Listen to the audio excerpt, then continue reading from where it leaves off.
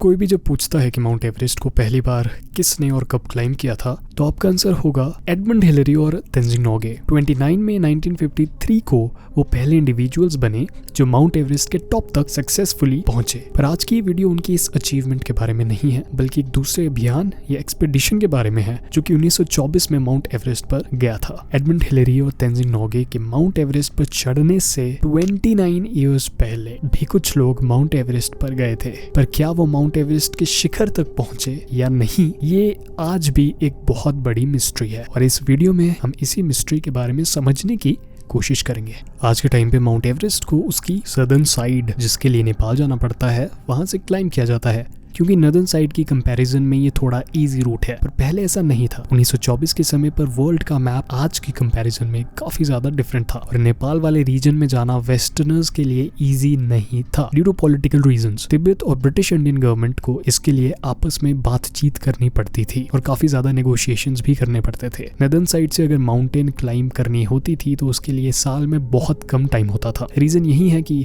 सर्दी के महीने में बहुत खतरा बना रहता था ड्यू टू स्नो, और जुलाई के बाद मॉनसून्स के आ जाने के कारण भी काफी ज्यादा विषम परिस्थितियां माउंटेन क्लाइम करने के लिए बनी रहती थी। तो मई जून वाला टाइम ही होता था जब थोड़ी स्थिति क्लाइंबिंग के लिए ठीक ठाक होती थी। 1924 की एक्सपेडिशन ने भी नॉर्थ साइड से ही माउंटेन को क्लाइम करने का फैसला लिया था। ये पहली एक्सपेडिशन नहीं थी और इनसे पहले भी 2 और एक्सपेडिशंस माउंट एवरेस्ट पर गई थी, बट प्लीज ध्यान रखिए कि वो टॉप तक नहीं पहुंचे थे और ये एक्सपेडिशंस या फिर अभियान एक्सप्लोरेशन और रूट खोजने के ऊपर ज्यादा फोकस्ड थे। उस समय पर कोई भी इस पर्वत के टॉप तक नहीं पहुंचा था, तो ये एक नई चीज थी। 1924 के माउंट एवरेस्ट अभियान में कौन कौन लोग शामिल थे, ये जानना हमारे लिए महत्वपूर्ण हो जाता है। Charles G Bruce expedition leader थे और दूसरे मेंबर्स थे Howard Somervell, Edward Teddy Norton, Geoffrey Bruce, Noel Odell, Bentley Beetham, John Hazard, Andrew Sandy, Irvine, George Mallory etcetera. Basically इस अभियान में काफी ज्यादा लोग जुड़े थे और उनके अलग अलग रोल्स थे। कुछ ऑब्वियसली माउंटेनियर्स थे जिन्होंने माउंटेन पर चढ़ना था और काफी ज्यादा लोग उनको सपोर्ट के लिए गए थे, for example photographers, interpreters etcetera. Local लोग, जो कि आज के टाइम पे हम शेरपा बोलते हैं, उस टाइम पे पोर्टर बोला जाता था, वो भी इस अभियान से जुड़े थे। लॉन्ग स्टोरी शॉर्ट, स्टार्टिंग का फेज इस अभियान में अच्छे तरीके से गुजरा। टीम ने विजिट किया उस आसपास वाले एरिया में,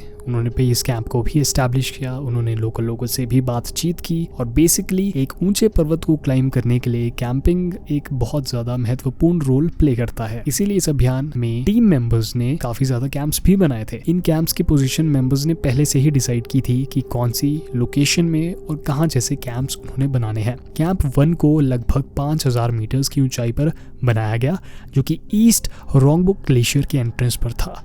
कैंप 2 को 6000 मीटर्स की ऊंचाई पर बनाया गया और कैंप 3 लगभग 6400 मीटर्स की दूरी पे, जो कि नॉर्थ कोल से लगभग 1 किलोमीटर की दूरी पे स्थित है, वहां पर बनाया गया था। इस अभियान में चैलेंजेस भी आ रहे थे और उनमें से सबसे बड़ा था बर्फीला तूफान। इन सब के बावजूद नॉर्टन, मैलरी, सोमरविल और ऑडल 21 में 1923 को कैंप 4 स्थापित करने में सक्सेसफुल हुए, जो कि 7000 मीटर्स की ऊंचाई पर था। अगर आप ये सोच रहे हैं कि बाकी मेंबर्स कहाँ थे, तो वो बेस कैंप वाले रीजन में ही थे, क्योंकि सारे मेंबर्स माउंटेनियर्स तो थे नहीं, इसीलिए उन्हें नीचे ही रहना पड़ा। बट हाँ, वो सपोर्ट जरूर कर रहे थे। जैसा मैंने आपको पहले भी बताया, इस टीम में डॉक्टर्स भी थे, फोटोग्राफर्स भी थे, इंटरप्रेटर्स भी थे। पर जब कैंप 4 को बना लिया गया था, तो उसके कुछ टाइम बाद ही मौसम खराब हो गया। इसके चलते मेंबर्स को वापस कैंप 1 पर लौटना पड़ा। देखिए, माउंटेनियरिंग में कैंप्स चेक पॉइंट का काम करते हैं। अगर मान लीजिए कि आज आपने 4000 मीटर की ऊंचाई को गेन किया है, तो आप वहां पर एक कैंप बना लेंगे। फिर रात को, क्योंकि ज्यादा सिचुएशन खराब हो सकती है, बर्फीली हवाएं चल सकती है, बर्फीला तूफान आ सकता है, तो इसीलिए उस ऊंचाई पर ना रहकर आप नीचे की तरफ आ जाएंगे। और अगर आप वहां रहे भी तो कैंप आपको प्रोटेक्ट ही करेगा बर्फीली हवाओं से, ठंड से। अगले दिन हो सकता है कि आप रेस्ट करें और आपके बदले कोई और टीम मेंबर ऊपर जाए और ऊपर जाकर उसके लिए ऑलरेडी वहां पर कैंप बना होगा, तो वो वहां पर थोड़ी देर रेस्ट कर और भी ज्यादा ऊंचाई पर, मान लीजिए कि 4800 मीटर्स या 5000 मीटर्स की ऊंचाई पर जा सकता है और वो फिर वहां पर कैंप सेट करेगा। और ऐसे ही टीम वर्क की बेसिस पर धीरे धीरे आप ऊंचाई को गेन करेंगे। ठीक वैसा ही इस एक्सपेडिशन में भी हो रहा था। तो चलिए अब स्टोरी को कंटिन्यू करते हैं। जैसा मैंने आपको बताया कि कैंप 4 को एस्टैब्लिश करने के बाद मेंबर्स को नीचे आना पड़ गया वापस कैंप 1 पर। Reason was bad weather. और जब वो कैंप 1 पर आए तो उन्होंने अब सोचा कि क्यों ना हम इसे अलग अलग अटेम्प्ट्स में डिवाइड करें। फॉर एग्जांपल अटेम्प्ट 1 में 2 लोग जाएंगे, और फिर वैसे ही दूसरे अटेम्प्ट में कोई और लोग जाएंगे, और तीसरे अटेम्प्ट में कोई और लोग जाएंगे। फॉर एग्जांपल फर्स्ट अटेम्प्ट में मैलरी और ब्रूस को जाना था, सेकंड में नॉर्टन और सोमरविल को, और थर्ड में मैलरी और एविन। बाकी मेंबर्स नीचे कैंप में रहकर ही इन मेंबर्स को सपोर्ट करने वाले थे। बेसिकली फर्स्ट और सेकंड अटेम्प्ट्स जो किए गए थे दे वर विदाउट ऑक्सीजन सिलेंडर्स, क्योंकि उनका एम पूरा टॉप पर पहुंचना भी नहीं था। उनका एम था कि वो थोड़े और ऊपर तक जाए और वहां पर कैंप्स एस्टैब्लिश करे, जो करने में वो सक्सेसफुल भी हुए। फॉर एग्जाम्पल फर्स्ट अटेम्प्ट और सेकेंड अटेम्प्ट वाली टीम्स ने कैंप 5 और कैंप 6 को और भी ज्यादा ऊंचाई पर स्थापित किया। अब हम सबसे मेन पार्ट की तरफ आते हैं, और वो है थर्ड अटेम्प्ट बाय मैलरी और इरविन।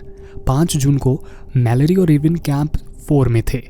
मैलरी ने इरविन को अपने साथ जाने के लिए सिलेक्ट किया। मैलरी एक एक्सपीरियंस्ड क्लाइंबर था, बट इरविन के बारे में ऐसा नहीं कहा जा सकता है, क्योंकि उसका मेन प्रोफेशन था इंजीनियरिंग। इस अटेम्प्ट में ऑक्सीजन सिलेंडर्स यूज होने थे, और शायद इसीलिए मैलरी ने इरविन को सिलेक्ट भी किया हो, क्योंकि उसके पास उन सिलेंडर्स की काफी ज्यादा नॉलेज थी, उन्हें कैसे ऑपरेट करना है, कोई इशू अगर हो जाए तो उन्हें कैसे फिक्स करना है, इरविन को वो सब आता था। 6 जून को मैलरी और इरविन कैंप 4 से कैंप 5 के लिए सुबह 8:40 पर रवाना हुए। कुछ लोकल शेरपास जो मैलरी और इरविन के साथ गए थे वो वापस नीचे की तरफ आ गए, और उनके पास मैलरी ने एक नोट पकड़ाया था जिसमें लिखा था कि ऊपर कोई हवा नहीं चल रही है, स्थिति सही है। यहाँ आप कंफ्यूज मत होइए कि आखिर ये शेरपा लोग कहाँ से आ गए। देखिए, लोकल लोग काफ़ी इंपॉर्टेंट होते हैं। आज के टाइम पर भी शेरपास काफ़ी इंपॉर्टेंट रहते हैं, क्योंकि गाइड की तरह एक्ट करते हैं वो इस एरिया में। और उस टाइम पर भी माउंटेनियर्स को लोकल लोगों की मदद लेनी पड़ती थी, भले ही वो कैंप को सेट करने के लिए हो या फिर कम्युनिकेशन को प्रॉपरली एस्टैब्लिश करने के लिए among the different team members. जैसे कि कोई अगर ऊपर वाले कैंप में होगा और नीचे वाले कैंप में, तो ये शेरपास उनके बीच में कम्युनिकेशन को फैसिलिटेट करते थे, क्योंकि इन्फॉर्मेशन को ये अपने साथ ऊपर नीचे लाते या फिर ले जाते थे। 7 जून को ऑडल एक शेरपा के साथ कैंप 5 के लिए जब रवाना हुआ तो उसे रास्ते में ऑक्सीजन ब्रीदिंग सेट मिला जिसका माउथ पीस गायब था। जब ऑडल कैंप 5 पहुंचा तो उसे वहां कुछ और शेरपा या पोर्टर्स मिले, जिन्होंने उसे मैलरी की ओर से लिखे गए कुछ और मैसेजेस दिए। मैसेजेस आप देख सकते हैं। पहले मैसेज में हम देख सकते हैं कि मैलरी ने लिखा है कि सबसे पहले तो उनका जो कुकर है वो नीचे गिर गया था एक स्लोप से, और वो अपना कंपास भी भूल गए थे नीचे वाले कैंप में ही। साथ ही साथ उसने ये भी लिखा था कि और हाइट पे जाने के लिए वो लगभग 2 सिलेंडर्स अपने साथ ले जाएंगे, बट वो काफी भारी थे। पर एंडिंग में उसने ये भी लिखा है कि जो वेदर है वो परफेक्ट था पहाड़ को चढ़ने के लिए। दूसरे मैसेज में आप देख सकते हैं मैलरी ने लिखा है कि वो 8 जून को पहाड़ को और भी ज्यादा ऊपर चढ़ना शुरू करेंगे, क्योंकि उनके अकॉर्डिंग वेदर उस टाइम पर सही होगा। और मैलरी ने ये भी बोला है कि उन्हें स्पॉट किया जा सकता है चढ़ते हुए लगभग 8 बजे के करीब। यहाँ पर 8 PM पर अगर आप नोटिस करेंगे तो ये गलत लिखा है, 8 AM ये होना चाहिए था। और ये जो टीम मेंबर्स थे, फॉर एग्जांपल ऑडल और बाकी टीम मेंबर्स, उन्होंने ये मिस्टेक जो है वो रिकग्नाइज कर ली थी कि ये गलती से शायद मैलरी ने लिखा होगा, क्योंकि 8 PM तो बहुत रात का समय है और रात को इतनी डिफिकल्ट क्लाइंब कोई भी नहीं करता। यहाँ पर दरअसल मैलरी 8 AM लिखना चाहते होंगे, बट गलती से हड़बड़ाहट में या फिर कुछ भी हो सकता है उन्होंने 8 PM लिख दिया। बट ये बात टीम समझ गई थी और मेंबर्स ने, टीम ने यही डिसाइड किया था कि वो 8 AM के आसपास अपने इक्विपमेंट्स की मदद से उन्हें स्पॉट करने की कोशिश करेंगे। ऑडल के साथ आए शेरपा की तबीयत अचानक से जब बिगड़ गई तो उस कारण से ऑडल को शेरपा के साथ नीचे जाना पड़ा और कैंप 4 पे वो लोग आ गए। कुछ और शेरपा जो उनके साथ थे वो भी उनके साथ कैंप 4 में आ गए।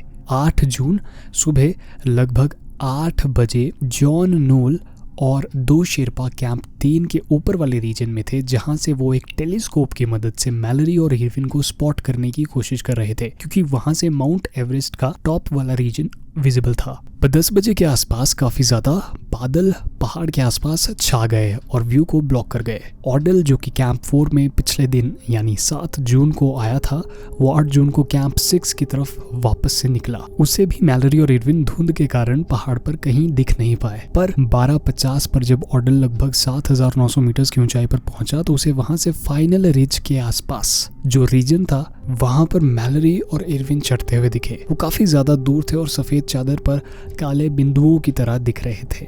जहां एक तरफ उन्हें देखकर ऑडल ने राहत की सांस ली, वहीं दूसरी तरफ वो चिंतित भी हुआ, क्योंकि मैलरी और इरविन तय शेड्यूल से लगभग 5 घंटे पीछे थे। जहां ऑडल ने उन्हें देखा वहां उन्हें 5 घंटे पहले होना चाहिए था। 2 बजे के करीब जब ऑडल कैंप 6 पर फाइनली पहुंच गया, उसी समय बर्फीला तूफान भी शुरू हो गया और उसने वहां से मैलरी और इरविन को सिग्नल देने के लिए सीटियां बजाना शुरू किया और चिल्लाना भी शुरू किया, ताकि वो उन्हें अलर्ट कर दे रिगार्डिंग द स्टॉर्म। और क्योंकि बर्फीला तूफान चल रहा था इसलिए ऑर्डल ज्यादा देर तक ऐसा नहीं कर पाया, उसे कैंप 6 में ही अंदर शेल्टर लेना पड़ा अपने आप को प्रोटेक्ट करने के लिए ठंड से। ये जो तूफान है लगभग 4 बजे के करीब शांत हुआ और उस समय पर ऑर्डल कैंप 6 से बाहर निकला और उसने आसपास देखने की कोशिश की मैलरी और अर्विन को, क्योंकि अब आप देखिए 12:50 पर ऑर्डल ने उन्हें स्पॉट किया था रिज के पास टॉप पर। तो अब 12:50 से लेकर काफी घंटे बीत चुके हैं, 4 बज चुके हैं। तो ऑर्डल एक्सपेक्ट कर रहा था कि शायद वो टॉप पर चढ़कर अब नीचे की तरफ भी आ रहे होंगे, पर जब उसने आसपास देखा, उसने फिर से आवाजें लगाई, सीटियां बजाई, तो उसे कोई भी रिस्पॉन्स नहीं मिल पाया। ऐसे में ऑर्डल नीचे की तरफ आ गया। उसने सोचा कि शायद असेंड करने में उन्हें टाइम लग गया हो और उसी के कारण डिसेंड करने में भी, नीचे आने में भी जो मैलरी और इरविन है उन्हें टाइम लग रहा हो। और चढ़ने से पहले ऑर्डल ने जब मैलरी और इरविन से बातचीत की थी तो उनका यही प्लान था कि ऑर्डल कैंप 6 से वापस रिटर्न कर जाएगा और मैलरी और इरविन टॉप से नीचे की तरफ कैंप 6 पर आ जाएंगे। रीजन यही था कि कैंप 6 में सिर्फ 2 लोगों के रहने की जगह थी, 2 लोगों के लिए ही वहां पर प्रोविजंस अवेलेबल थे। इसीलिए ऑर्डल ने नीचे आने का डिसीजन लिया, क्योंकि वो एक्सपेक्ट कर रहा था कि मैलरी और इरविन कुछ टाइम बाद शायद ऊपर से कैंप 6 की तरफ आ जाएंगे। और शाम के 6:45 पर ऑर्डल कैंप 5 पर आ चुका था। अगले दिन भी मैलरी और इरविन का कोई अता पता नहीं लग पाया। ऑर्डल फिर से कैंप 6 पर अकेले गया, बट वो ठीक वैसा ही था जैसे उसने पिछले कल छोड़ा था। कैंप 6 से और ऊपर चढ़कर ऑर्डल लगभग 8,200 मीटर्स की ऊंचाई पर पहुंचा। तो उसने फिर से एवरेस्ट की चोटी वाले एरिया में मैलरी और इरविन को ढूंढने की कोशिश की, बट उसे वहां पर कोई भी नहीं दिखा। ऑर्डल ने आवाजें भी लगाई, ऑर्डल ने सीटियां भी बजाई, पर उसे कोई रिस्पॉन्स नहीं मिल पाया। कुछ दिन बीत जाने के बाद 11 जून को मेंबर्स वापस लौट गए और उन्हें पता चल चुका था कि शायद मैलरी और इरविन किसी अनहोनी का शिकार हो गए थे। And they were right. आने वाले सालों में बहुत ज़्यादा कोशिशें की गई उनकी बॉडीज़ को रिकवर करने के लिए, उनकी बॉडीज़ को ढूंढने के लिए, पर उनकी बॉडीज़ नहीं मिल पाई थी। It was only 1999।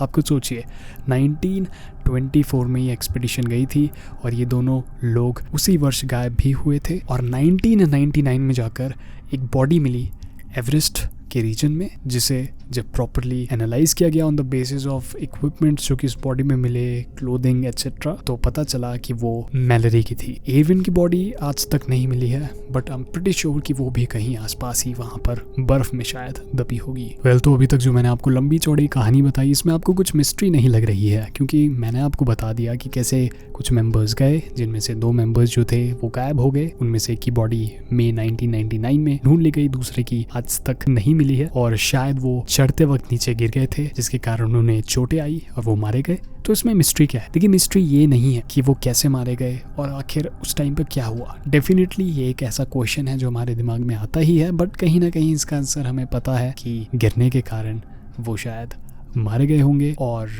जहाँ तक बॉडी की बात करें हम इरविन की, तो मोस्ट प्रॉबली वो कहीं ना कहीं बर्फ में अब दब गई होगी। वहाँ पर रिस्की रीजन है, हर जगह को अच्छे से नहीं ढूंढा जा सकता है। मिस्ट्री ये है कि मरने से पहले क्या जॉर्ज, मैलरी और एंड्रू इरविन माउंट एवरेस्ट के टॉप तक पहुंचे थे या नहीं, क्योंकि अगर वो पहुंचे होंगे तो उस लॉजिक से they were the first mountaineers to reach on top of the Everest. क्या मैलरी और इरविन माउंट एवरेस्ट के टॉप तक पहुंच गए थे? जानने की कोशिश करते हैं। सबसे पहले तो ऑर्डल वो व्यक्ति है जिसने उन दोनों को ही चढ़ते हुए देखा था, तो उससे पूछताछ भी की गई कि एग्जैक्टली कहाँ जैसे ऑर्डल ने मैलरी और इरविन को चढ़ते हुए देखा। तो कभी उसने बोला कि फर्स्ट स्टेप, तो कभी उसने बोला सेकंड स्टेप। तो ये रीजन उसने प्रॉपरली नहीं बताया और उसके अकॉर्डिंग एंड तक उसको एग्जैक्टली नहीं पता था। सिर्फ एक एस्टिमेट ही उसके पास था कि हाँ इस वाले रीजन में थे। एग्जैक्टली वो नहीं बता पाया ऑर्डल कि वो कहाँ थे, क्या वो वाकई में फर्स्ट स्टेप वाले रीजन में थे या फिर सेकंड स्टेप वाले रीजन में।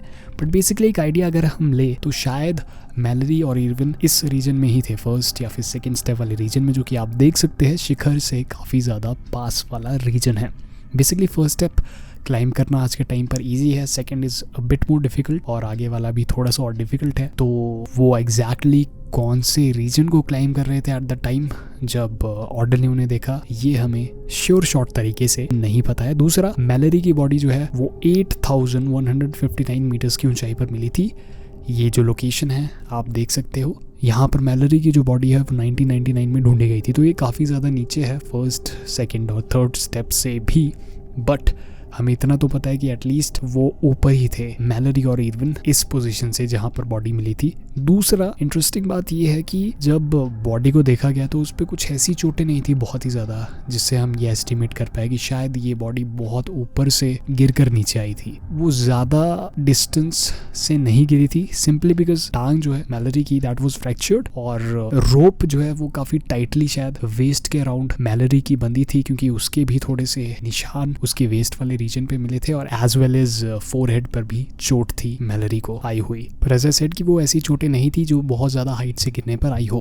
मैलरी और इरविन एटलीस्ट फर्स्ट स्टेप तक तो पहुंच ही गए थे, इसके काफ़ी ज़्यादा एविडेंस हमारे पास है। 1933 में भी जब एक एक्सपेडिशन माउंट एवरेस्ट पे गई थी तो पर्सी हैरिस को एक आइस एक्स मिली थी जो प्रॉबेबली इरविन और मैलरी को ही बिलोंग करती थी और ये लगभग 230 मीटर्स ईस्ट में थी फर्स्ट स्टेप के। सिमिलरली 1999 एक्सपेडिशन जो गई थी उसमें भी ऑक्सीजन बॉटल्स मिली फर्स्ट स्टेप के काफ़ी पास जो कि इरविन और मैलरी को बिलोंग करती थी। तो यहाँ से तो श्योर शॉट हमें पता है कि फर्स्ट स्टेप तक तो ये दोनों व्यक्ति पहुँच ही गए होंगे। दूसरी इम्पॉर्टेंट इंफॉर्मेशन जो हमें ध्यान में रखनी चाहिए वो ये है कि जब मैलरी की बॉडी मिली थी तो उसमें जो स्नो गॉगल्स थे वो मैलरी की जेब में थे। अब अगर वो दिन के वक्त चढ़ रहे होते तो उन्होंने स्नो गॉगल्स जरूर पहनी होती, बट क्योंकि स्नो गॉगल्स मैलरी की पॉकेट में मिली तो इससे हमें ये पता लगता है कि शायद अंधेरे में शाम के समय या रात के समय वो इस एरिया में होंगे जब वो गिरे होंगे। दैट मीन्स कि अगर वो रात में थे इस एरिया में तो इसकी प्रोबेबिलिटी हाई है कि शायद उससे पहले वो टॉप तक पहुंच गए हो और फिर शायद नीचे आते वक्त उन्हें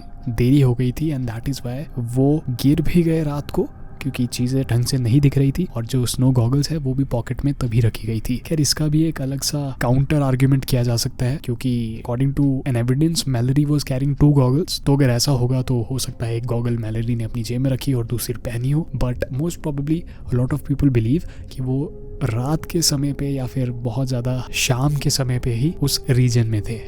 मुझे पर्सनली एक एविडेंस सबसे ज़्यादा स्ट्रॉन्ग जो लगता है जो प्रूव करता है कि शायद वो टॉप तक पहुंच गए थे वो ये है कि मैलरी अपनी जेब में हमेशा अपनी वाइफ की इमेज को कैरी करता था और एक्सपेडिशन में भी उसने कैरी किया था और बेसिकली उसने ये बोला था कि जब वो समिट पर पहुंचेगा तो वो अपनी वाइफ की फ़ोटोग्राफ को वहीं पर टॉप पर रख कर आएगा, समिट पर रख कर आएगा। पर जब बॉडी मिली तो बॉडी पर कोई भी वैसी इमेज नहीं पाई गई उसकी वाइफ की, तो ये अपने आप में एक बहुत बड़ा प्रूफ है कि अगर इमेज नहीं थी, किसी भी पॉकेट में नहीं थी, पूरी बॉडी सर्च करने के बाद भी इमेज नहीं मिली तो मोस्ट प्रॉबेबली शायद वो टॉप पर पहुंच गया हो और उसने इमेज वहाँ प्लेस की हो। खैर माउंट एवरेस्ट के टॉप पर भी वो इमेज नहीं मिली, बट देन अगेन बर्फबारी होती है, इमेज बहुत छोटी है, क्या पता वो बहुत नीचे दब गई हो, कुछ भी हो सकता है। अनफॉर्चुनेटली जो कोडाक का कैमरा मैलरी अपने साथ लेकर गया था वो बॉडी पर नहीं मिला और वो कैमरा एक बहुत इंपॉर्टेंट रोल प्ले करता है और आज भी करता है। अगर गलती से वो कैमरा किसी को मिल जाता है माउंट एवरेस्ट पर जाते हुए तो ये अपने आप में बहुत ज्यादा चीजों को एक्सप्लेन कर पाएगा कि आखिर वो समिट तक पहुंचे थे या नहीं, क्योंकि ऑब्वियसली अगर वो समिट पर पहुंचे होंगे तो it is very highly likely कि उन्होंने अपनी इमेज समिट पर जरूर ली होगी और उससे प्रूव हो जाएगा कि वो टॉप तक पहुंचे थे। कोडेक ने भी ये बोला है कि अगर वो कैमरा किसी को मिलता है तो इट माइट बी पॉसिबल कि वो जो फिल्म है, पिक्चर्स जो है उन्हें रिस्टोर कर पाए, इवन दो बहुत ज़्यादा अब साल बीत चुके हैं, 100 साल का समय ऑलमोस्ट हो गया है as of making this video, तो we don't know. But camera जो कि बहुत ज़्यादा क्वेश्चंस को आंसर कर सकता है वो अभी तक कहीं भी नहीं मिल पाया है। ओवरऑल एक बहुत ही इंटरेस्टिंग केस है और इसी महीने इस केस को ऑलमोस्ट 100 ईयर्स भी हो जाएंगे एंड दैट इज़ वाई मुझे लगा इस पर एक वीडियो मुझे बनानी चाहिए एंड आई होप कि आपको ये वीडियो पसंद आई होगी।